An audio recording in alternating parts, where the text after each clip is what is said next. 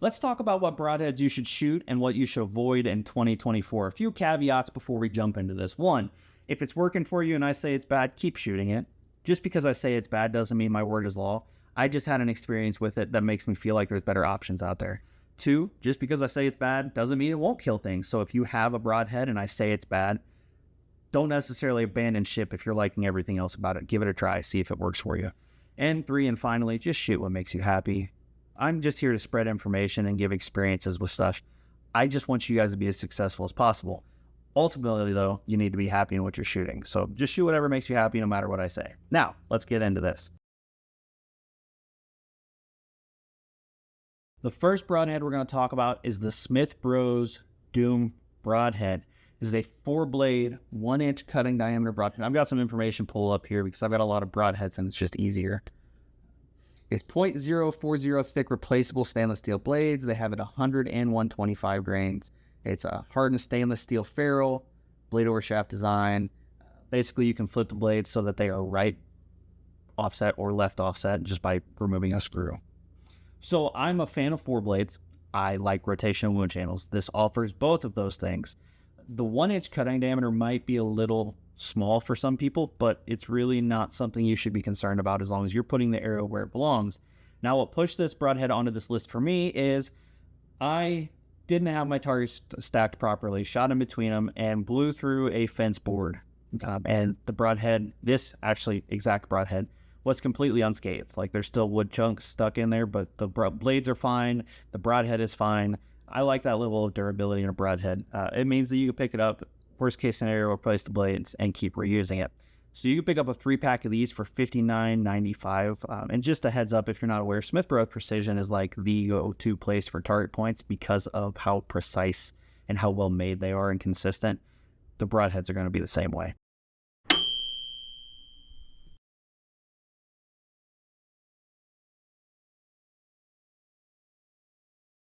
Next, we're going to talk about the VPA Omega with bleeders. Now, I loved the original Omega design because it allows you to very easily sharpen your broadhead, and the Omega with bleeders is no different. This bleeder blade comes out. It's very easy to sharpen because it's got a nice wide bevel and goes right back in. It's very easy. It sticks in there pretty solid, so I'll take it apart here and see if I can get it apart, but I'm also not going to cut myself or lose a washer like I just did. Anywho, washer comes off the bottom. Yeah, I'm not going to do that. Those blades push up and pivot out. Super cakewalk. This is the 200 grain version. If I was able to shoot a bow this year, I'd be shooting it on my trad setup. They are sweet, though. It's super easy to sharpen, super durable, big, thick, nasty broadheads. Great for penetration for traditional and regular compound. It's also single bevel, so bone breaking. The price on these is a little rough. It's $109.99 for a 3-pack, and they're only available in 150 and 200 grain and right and left bevel.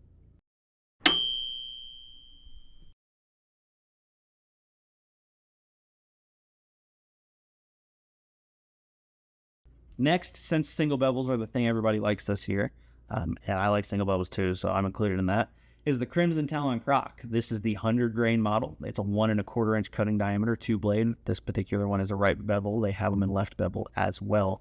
They also have right bevel 125, 150, and 200 grain in these.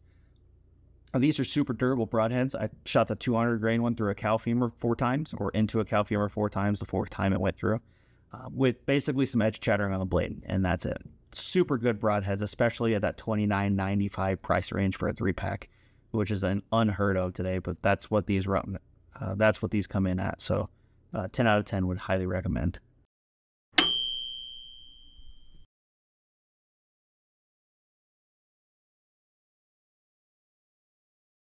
This is a broadhead I didn't expect to be on this list this year. It's a Rage Hypodermic Trypan. It's the Rage Trypan NC.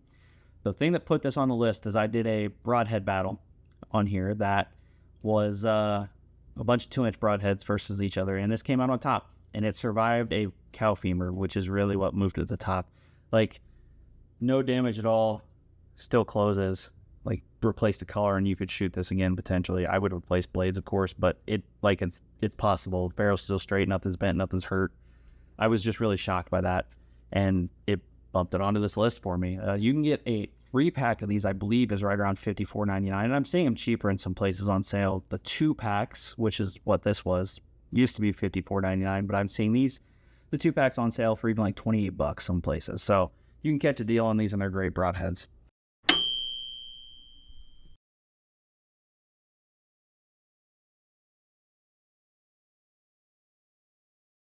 Next on our list here is the Destruct 4-blade. It's a 4-blade, obviously. 1 3/16" cutting diameter. Now, they have a Destruct 3-blade that I didn't mind. The blade durability wasn't great, and these are the same blades, so that is a little bit of a concern. But that 4-blade and offset blade is going to make a nice, nasty wound channel. And they've recently put some videos up, B3 has, of them shooting, some animals in Africa with this Destruct 4-blade, and they're doing very well. So I would imagine that you're not going to have any problems with whitetail. The short ferrule design is going to keep it really durable. So basically all you should ever have to replace is blades if they break or they dull. You can get a 3-pack of these for anywhere from $49.99 to $54.99.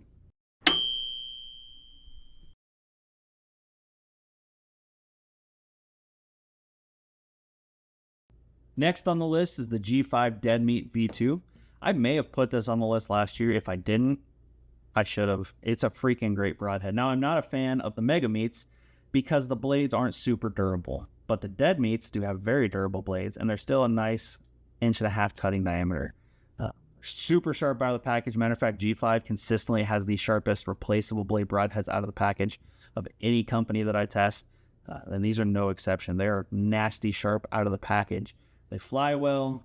The retention system is cakework to use. I think this broadhead in general is just a home run. You can pick up a 3-pack of these for $59.99.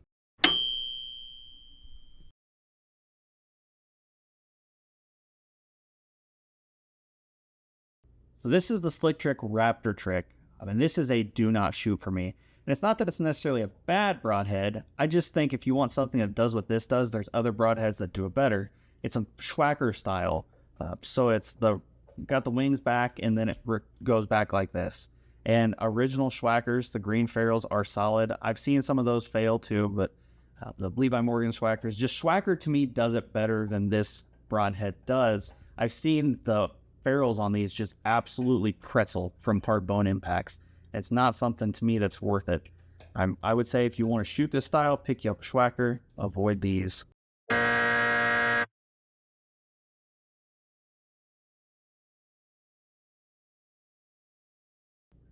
This is a Slick Trick Magnum. Don't shoot this broadhead. And some of you are like, what? That's a great broadhead. Well, the Slick Trick Mag is a great broadhead. I particularly don't like this one.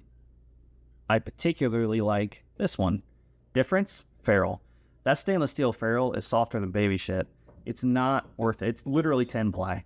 So trash the stainless steel ferrules, buy the black ferrules. Even if you have to get them online, you can get 4 for the same price as these, and these are going to be more durable and last better. We'll warn you, they do rust, so put a little vegetable oil or something on them.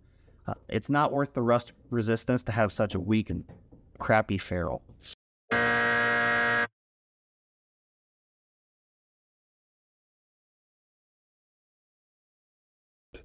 This is the Evolution Outdoors Jekyll.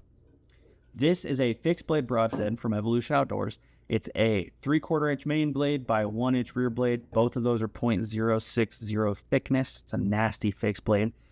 I've not done any testing with these yet. Matter of fact, I just got them, but they feel sharp out of the package.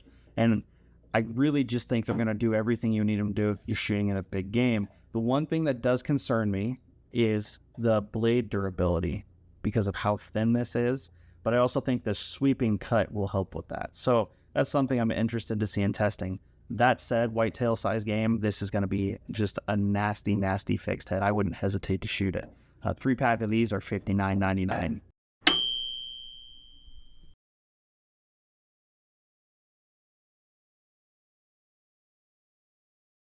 This is the B3 RD2. It's a new 2-blade offering from B3.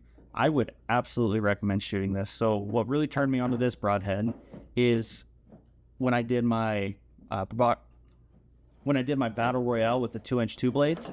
This came in third, and it's not that I did exceedingly well anywhere, but it did good everywhere. And it's hard to ask for more than a good, consistent broadhead all across the board. Another thing I really like is the blades are offset enough that it actually does cause some spiral in the wound channel. Not a ton, but enough. And I always like the little bit of extra turn if I can get it. The one concern I have with these is quartering shots. This would probably be something I'd kind of try to limit to more broadside. And the reason why is that short tip doesn't give you a lot of penetration before it hits a blade, which could cause tumbling. It could cause all kinds of weird things and lack of penetration on a quartering shot. Now, not shot a deer or an animal with these to know if that's for sure, but that's something that's pretty common in designs like this.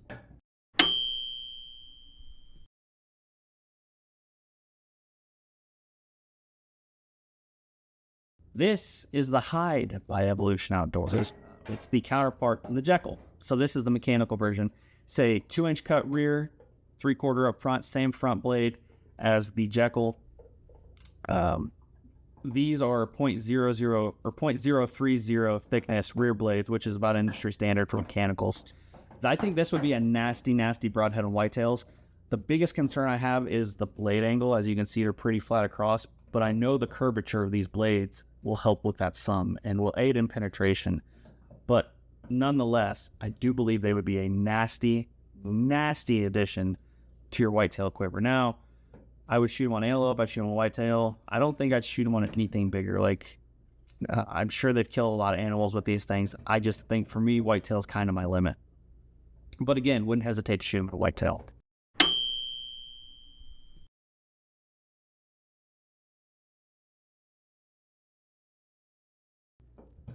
And this is the B3 Meg 100 gram.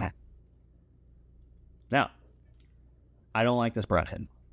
And it's not that I don't necessarily like the broadhead. I just don't like the aluminum ferrule on this broadhead. They have a steel version, I believe, that's 125 grains. That would be a good option. I think they also have a titanium version. That would be a great option. But it's a 3-blade 2-inch cut. I love 3-blade 2-inch cuts. I like the swooped blades. I literally like everything about this. But I've personally turned the ferrule of this into a pretzel on some other broadheads. And to me, that's not acceptable. I don't trust that I couldn't shoot the ferrule more than once. The blades are going to be a one and done almost indefinitely just because of the thickness and this way. But when it comes to the ferrule, I want something that I can just replace the blades on, and this doesn't do it for me. Now, if you bumped up the stainless to the steel version or the titanium, yeah, I think this would be a home run broadhead. But the aluminum one, it's a no-go.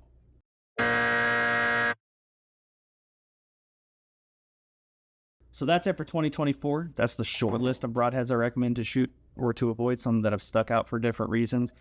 If I didn't recommend your broadhead or say anything about your broadhead, drop in the comments. I'll let you know what I think about it. If you're curious and you don't want to drop it in the comments, you can always shoot me an email, chestthumperoutdoors@gmail.com. You can always private message me on any of the social medias you can find me on. I'm on Instagram, Facebook, TikTok, YouTube. You can shoot me a message anywhere, and I'm more than happy to have private discussions with you as well if you don't want to do it on a public forum. And as always, guys, I appreciate you watching. Peace.